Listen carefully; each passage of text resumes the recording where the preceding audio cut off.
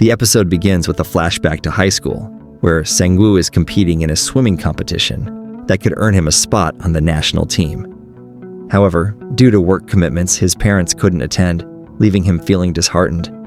But his coach steps in to boost his morale. As Sang-woo approaches the pool, he's surprised to see Ryu in the audience, passionately cheering him on. He feels conflicted. Where did she come from? Just before the competition starts, Ryu shouts, "Don't come home unless you win," and the race begins. Tension fills the air as the other competitors perform well, making Ryu worry. What if Sang-woo loses? She screams louder, and suddenly, Sang-woo wakes up. It was all a dream. He's been reminiscing about his high school days. But in reality, Ryu is actually yelling. Sang-woo asks from his window, "What's going on? Do you even know what time it is?" She nonchalantly responds, "It's 3 a.m., genius. How can you not know that?" Disturbed by being woken up, Sang-woo is annoyed, and Ryu teases him, asking, "Is the baby having trouble sleeping? Should I sing you a lullaby?" Ryu, busy watching a horror movie, gets interrupted when Sang-woo spoils the ending, leaving her fuming. She tries to argue, but Sang-woo plugs in his earbuds and drifts back to sleep, where he continues the dream.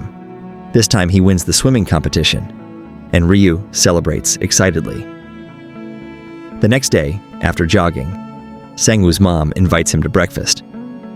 It's been a while since the family gathered together, and soon his dad joins as well.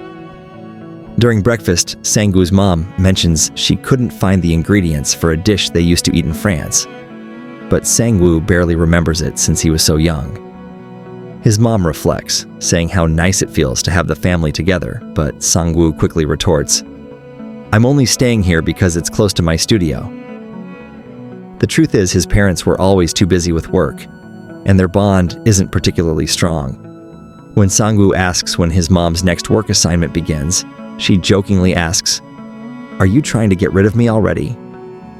He brushes it off, explaining that she rarely stays in Korea for long. At his office, Sang-woo is greeted by Lena's overly enthusiastic welcome, startling him. He tells her, "You're going to give someone a heart attack doing that." Just then, Hyung-chan arrives with exciting news. They've received a major offer. The Danyang Medical Foundation is partnering with Wire Group to create an exclusive project reserved for Korea's top 1%. Hyung-chan is overjoyed, attributing their success to his wife's good fortune-telling. But Sang-woo believes it's all thanks to Ryu's project plans. She had once told him that as long as their plant continued to grow, so would their company. Prompted by this, Sang-woo rushes off to water the plant. Later, Sang-woo stumbles upon an ad for a gym remodeling competition online and feels inspired to participate. The scene then shifts to Amari, who wakes up to find no one home. Her eyes land on the breakfast her mom left with a sweet note, saying it's specially made for her. Overjoyed by this small gesture, she smiles. Meanwhile, Ryu's parents are busy at their restaurant preparing a large order, excited about the day ahead. Her dad asks if her mom has completely forgiven Ryu, to which she responds, "Ryu has a Juliet complex. The more you try to control your child, the more they'll rebel." At home, Ryu draws up an unemployment schedule to keep herself busy, filling her time with games, sunbathing, and watching TV. But this makes her incredibly bored, so she calls Sang-woo, who is buried in work. He sarcastically replies, "People with real jobs even work on weekends, you know." As he's about to hang up, Ryu insists, "According to my schedule, I need to read 6 to 8 comic books. Come with me." Sang-woo declines and hangs up, leaving her frustrated. She heads to the bookstore anyway, where she meets her friend, Mayum. Without a word, Mayum can tell Ryu is exhausted from her mundane routine. Mayum asks what kind of book she's looking for, romance, comedy, or horror. But Ryu insists she doesn't want anything read. In this context, read refers to adult stories in the bookstore. Ryu suggests a book she had read before, telling Mayum to pick it up when no one's around. But Mayum misinterprets read to mean something violent or bloody. Just then, Sang-woo appears in the store. Ryu, still annoyed from earlier, tries to ignore him. Sang-woo shrugs and says, "I didn't come here for you. I just needed a book." He grabs a romance novel titled The Princess, leaving both girls surprised at his choice. After leaving the bookstore, Ryu asks what their next plan is, as her schedule gives her free time from 8 to 10. But both friends are too busy. Mayum has a certification to study for, and Sang-woo has to return to the office.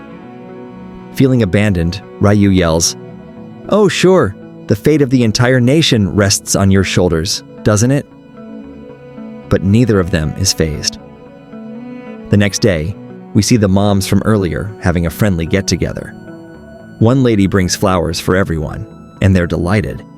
She suggests they come up with an elegant name for their group, and since they're holding lavender flowers, they decide to call themselves the Lavender Ladies. The scene begins with Ryu noticing that her mom has updated their group profile picture with flowers. Ryu, surprised, mutters to her dad, "Mom's getting old. What is she even doing?" But just then, her mom overhears and chides her, "Talking behind your mom's back, are we?" Flustered, Ryu changes the subject as her mom quickly gets to work. 100 rolls need to be made, and there's no time to waste. Ryu offers to help, but her mom refuses, wanting to handle it herself. At that moment, a customer arrives, and Ryu lights up. It's her high school teacher. Her excitement spreads as she introduces her teacher to her parents, who are equally delighted to see her. The teacher places a large order, but can't carry it alone. So Ryu jumps at the chance to help. On the way, they chat, and Ryu learns that her teacher is now a principal. The teacher assumes Ryu is on vacation from her prestigious job in the US, and to Ryu's dismay, she can't bring herself to admit that she actually quit her job. As they reach the school, Ryu is taken by surprise again. There's Sang-woo, her old friend, sitting with the teacher. He's there for a school design competition. But Ryu, always suspicious of his motives, thinks he's there to butter up the teacher for an advantage. However, the teacher clarifies that she has no say in choosing the winner. Watching Sang-woo compete, Ryu can't help but remark how little he's changed over the years. Then, the teacher asks who's free for the afternoon. Sang-woo excuses himself, saying he has a site visit to attend. Sensing that Ryu is now stuck, Sang-woo quietly slips away, leaving Ryu no choice but to meet the students as the teacher had planned. In front of the eager class, the teacher introduces Ryu as someone working for one of the biggest US companies, completely unaware that Ryu had quit her job. The students are thrilled and bombard her with questions about her career journey. Ryu, nervous but composed, shares her experiences, explaining how she earned a scholarship and completed her higher studies in the US.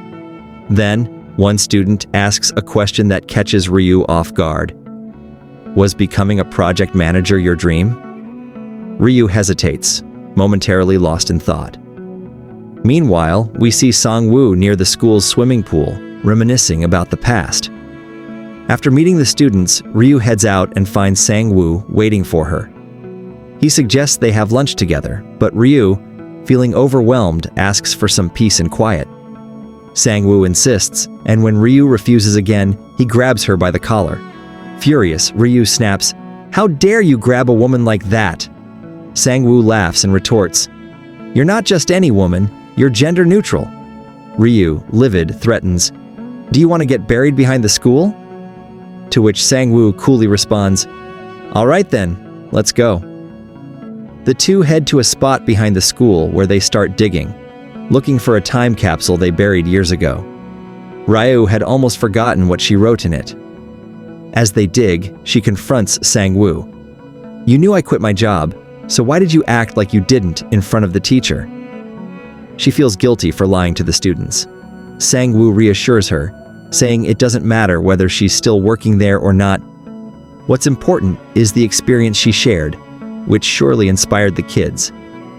But as they continue digging, frustration grows as they can't seem to find the time capsule. Defeated, Ryu decides to leave.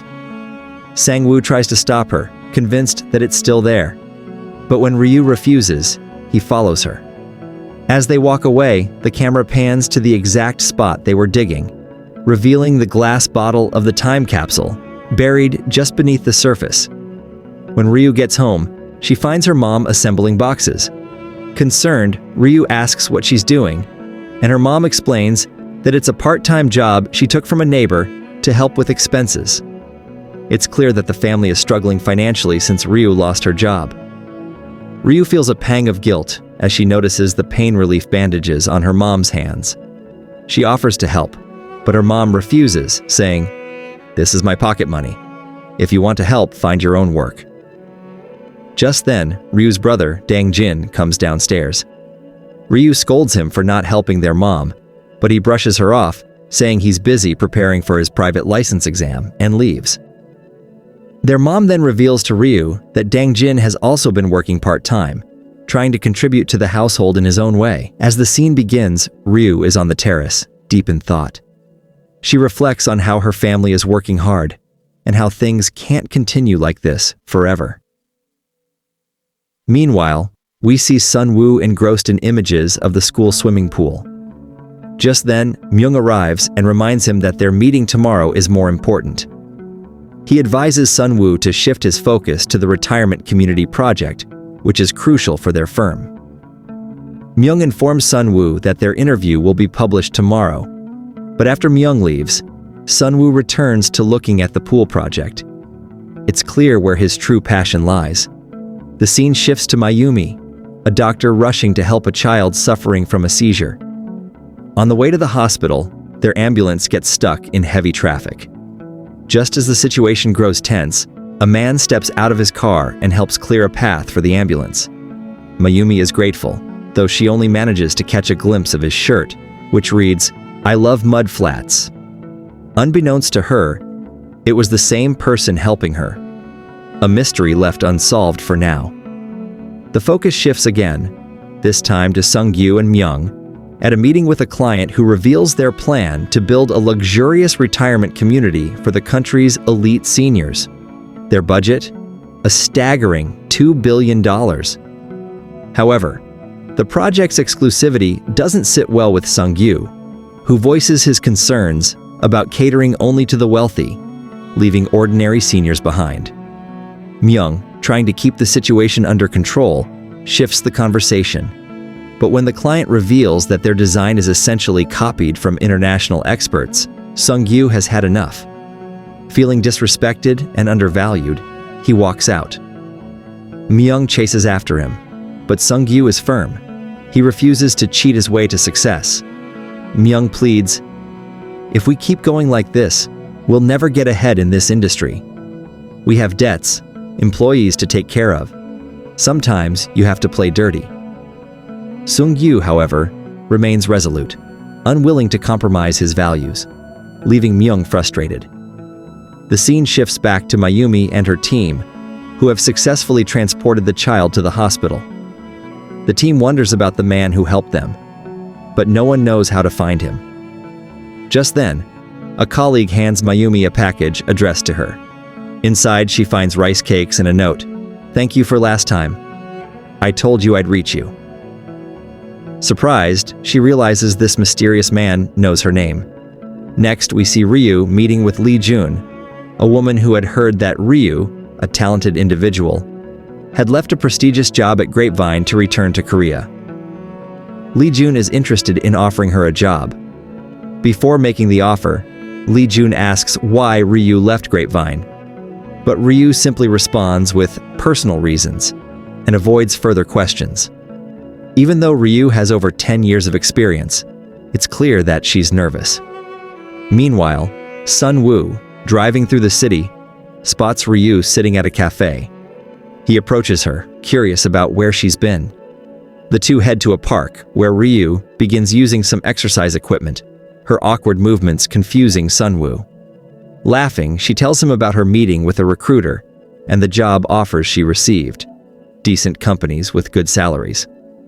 But Sun-woo, concerned, asks if she's truly ready to return to the same kind of work that once frustrated her. Ryu, visibly tense, brushes him off, saying, "This has nothing to do with you. Life isn't the same anymore." I can't just work for my dream like before. Very few people get a second chance. But Sunwoo knows her well and replies, I've seen that spark in your eyes when you're doing something you love, but now it's missing. Ryu snaps, You'll never understand what I'm going through. Your life has always been simple. Sunwoo looks at her seriously. You think I haven't faced my own struggles? I thought you would remember. With that, he walks away, leaving Ryu deep in thought. Later, Sunwoo is at home, staring at a drawer filled with his old medals. He heads to the gym early in the morning, where he meets Ryu, who surprises him by waiting for him outside. Startled, he asks what she's doing there. Ryu, with a warm smile, hands him a towel as a gift for his first day on the national team. When Sunwoo opens it, he sees that Ryu had written a message wishing him success in winning an Olympic gold. Embarrassed, he jokes that he can't take it, but he's clearly touched. Just as Sunwoo begins crossing the street, a speeding car comes out of nowhere and hits him. Ryu, horrified, rushes toward him. What will happen next? Sunwoo's accident leaves everyone in shock as he is rushed to the hospital. Ryu arrives in tears, filled with dread about what could happen. The doctors deliver a heavy blow. While Sunwoo may walk again, his days of competing might be over. Devastated by the news, Sunwoo breaks down. It now becomes clear why he was so focused on the pool renovation project and the conversation he had with Ryu at the park. Ryu, back in her room, replays Sunwoo's words in her mind, realizing he had misunderstood her intentions. She feels conflicted, almost wanting to throw a rock at his window, but holding back. The next day at the office, Sunwoo and Myung avoid talking to each other after yesterday's argument, creating an awkward atmosphere. That's when Lena approaches Sunwoo, having heard everything from Myung. She tells him that his decision was right, but Myung has valid reasons too, especially since the company's performance is tied to everyone's salaries. They need to work together to achieve their goals and dreams. As Lena speaks, Sunwoo recalls what he told Ryu the day before and starts to see things from a different perspective. He takes a coffee and goes to Myung, where the two apologize for their fight, restoring their friendship and making everything feel normal again. Meanwhile, Ryu reflects on a day from her past when her students asked her about her dreams. At the time, she always wanted to impress others, especially her mother. But now, Ryu feels regret that she never truly thought about herself, always worrying about what others thought. The following morning, Ryu's mother hands her some rice cakes from their new neighbor, none other than the reporter, Dano. That evening, we see the school principal disposing of her garbage when she hears a strange sound. As she investigates, she finds Ryu digging in the ground, searching for a time capsule. Both women are startled upon seeing each other. The principal invites Ryu in for tea and asks her what she was looking for. Ryu explains that she was searching for the time capsule, hoping to find some answers. During their conversation, Ryu confesses that she quit her job in the US and isn't even sure if it was her decision or if she was pressured into it.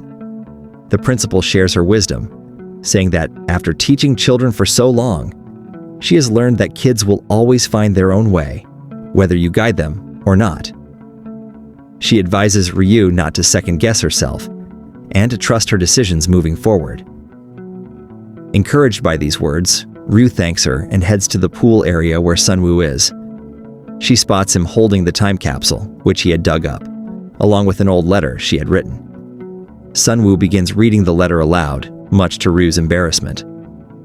The letter is filled with praise for him, but as he reads on, Ryu chases him, trying to stop him. The letter reveals her feelings about school being like a prison and graduation as her release. Sunwoo jokes, saying, "You should have left this buried underground. If anyone found this, they'd publish it in a book." As Ryu keeps chasing him, Sunwoo jumps into the pool, knowing she can't swim. In the pool, he confesses that this is the first time he's been in the water since the accident, and it feels good. Ryu apologizes for the things she said to him, but Sunwoo takes the moment to remind her of the times she supported him after his accident.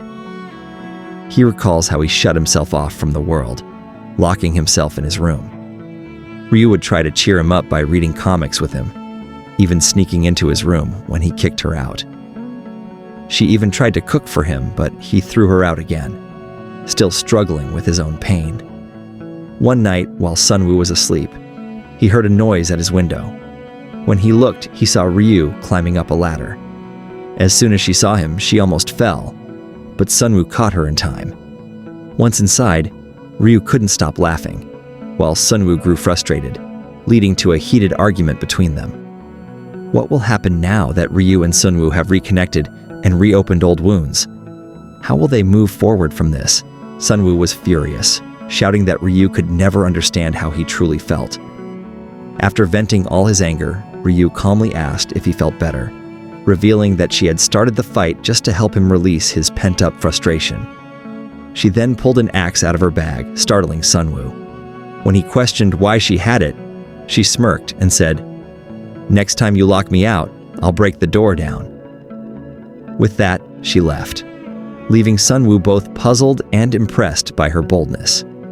He reflected on how Ryu, with all her energy, had once freed a bear like him from his cave, using that metaphor for how she helped him break free from his emotional isolation. Later, Ryu shocked Sunwoo by jumping into the pool, even though she couldn't swim. As expected, he dove in to save her. Afterward, Sunwoo began teaching her how to swim, and as they floated in the water, Ryu confessed how she felt stuck, with no identity outside of her work at the grape company. While everyone around her seemed to move forward, she felt stagnant. Sunwoo reassured her, sharing that he had felt the same way after quitting swimming. But eventually, he found his path, and he was confident that she would too. Curiosity piqued, Ryu asked Sunwoo if he would have still become an architect had he been able to swim back then. Sunwoo gave a thoughtful response, turning the question back to her. "If you had another chance to work at Grape, would you take it?" She shook her head, clearly stating that she wouldn't go back. He then inquired about her past engagement, asking if she would return to that relationship. Again, she refused. In the middle of their conversation, Ryu lost her balance and nearly fell, but Sunwoo caught her just in time. As they left the pool, they joined Moy to write letters for their time capsule, deciding that they would open it together in 10 years. Sunwoo, in a rare moment of vulnerability, wrote that he hoped he would have confessed his feelings to Ryu by then, a crush he had harbored since their school days but had never revealed. After staying in the pool for too long, Ryu caught a cold, so they changed into dry clothes. Sunwoo, always prepared with spare clothes in his car due to his frequent business trips, gave her something to wear, though it was hilariously oversized. Sunwoo teased her about her height, but Ryu playfully threatened him in return. Just as things were lightening up, Sunwoo showed her the time capsule, asking if she wanted to see what was inside. Eagerly, she opened the box, only to find that one of the letters, Moy's, was missing. This puzzled them, as they had all placed their letters inside together. Ryu read her own letter aloud, laughing at how silly her past self had been. She then insisted that Sunwoo share his letter, but he hesitated, clearly nervous. This only fueled Ryu's curiosity, and she began chasing him around, eager to know what he had written. Sunwoo, however, was too fast and managed to escape, leaving Ryu wondering what he was hiding. Later that night, Sunwoo privately read his letter again. It expressed his hope that he would one day confess his feelings to Ryu. Though he tried to convince himself that his crush was just a fleeting feeling from his youth, he couldn't help but feel conflicted. Why was he still so bothered by this letter? On the other side, Ryu was also feeling disappointed, as she had expected her letter to contain something meaningful about her dreams, but there was nothing of substance. The next day, Ryu's mother placed lavender flowers on the dining table, in a cheerful mood. but the mood quickly soured when Ryo's father approached her, asking for a loan of 3 million won. Surprised, she questioned why he needed the money, and he explained that his close friend Kwang had just lost his father. Since he couldn't attend the funeral, he wanted to send money instead. Ryu's mother, however, said they only had 2 million won to spare, which frustrated her father. He lashed out, accusing her of spending money on flowers instead of helping him, to which she replied that the flowers were a gift. Meanwhile, we see Sunwoo returning home from his night shift, only to find there was nothing to eat. His mother walked in, dressed to go somewhere, and Sunwoo asked about her plans. She curtly replied that her leave was ending soon, so she was heading back to the office. She promised to inform him when she got her next assignment, and left without further explanation, even though Sunwoo hadn't meant to upset her. Later, on her way to work, Ryu deliberately bumped into Sunwoo, pretending to be angry with him. She warned him not to mess with her, but then, as if on cue, she switched moods and started showing him a book she planned to read at the library to start her journey of self-discovery. She even followed him to his office, sharing ideas on what he should do next, though Sunwoo knew she was really just there for the free coffee. Ryu, however, couldn't help but compliment the office's interior, clearly impressed.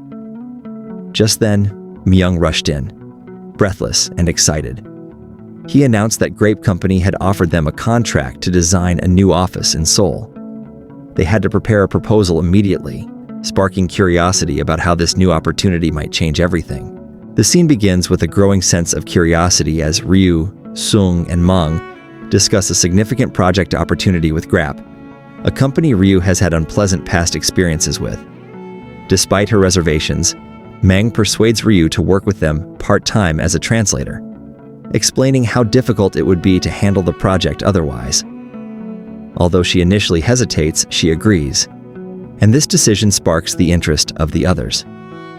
The tension builds when Lena, secretly watching them, is caught by Mang, adding another layer of intrigue as he comments on generational perceptions of friendships between men and women. As the story progresses, curiosity escalates when Sung and Ryu start working late into the evening.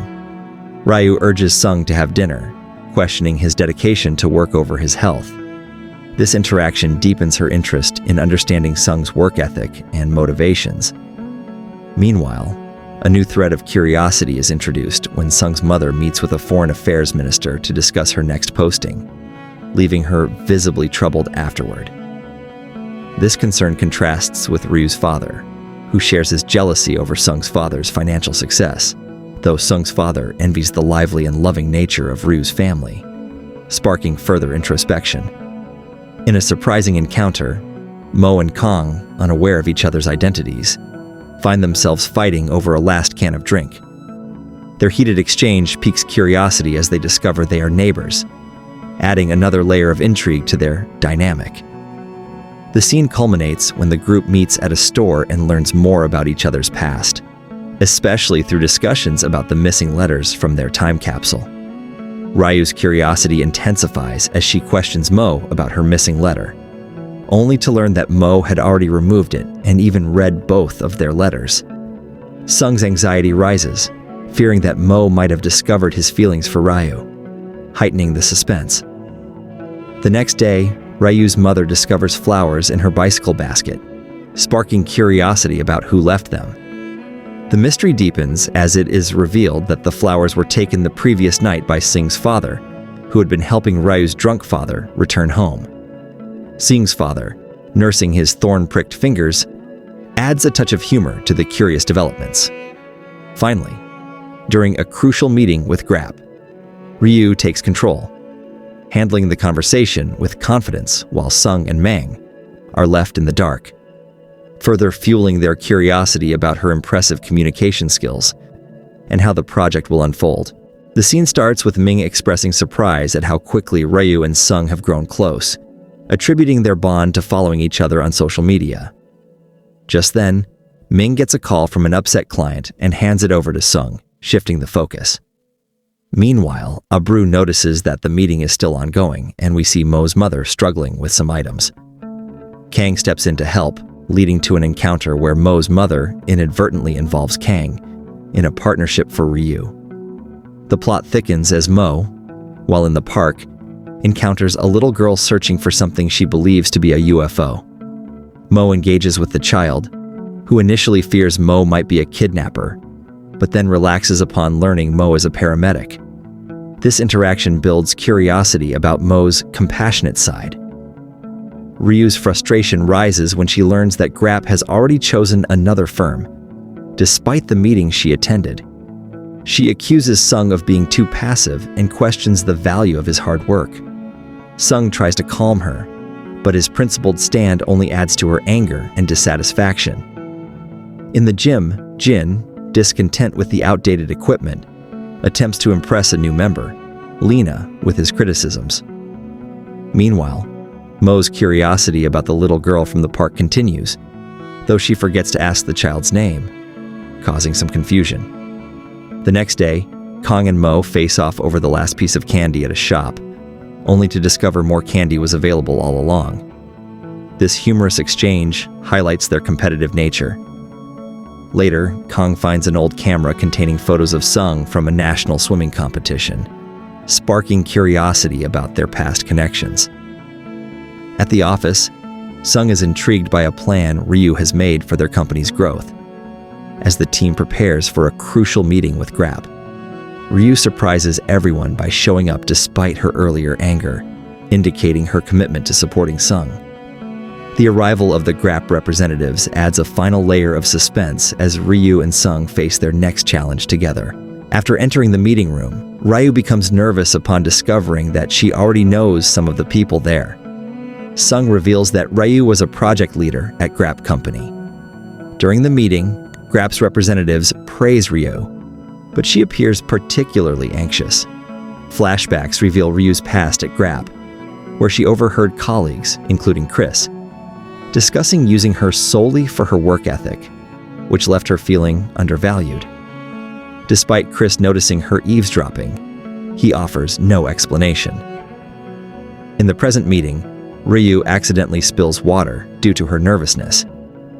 Sung tries to help, but Ryu excuses herself to the restroom, where she struggles to hold back tears.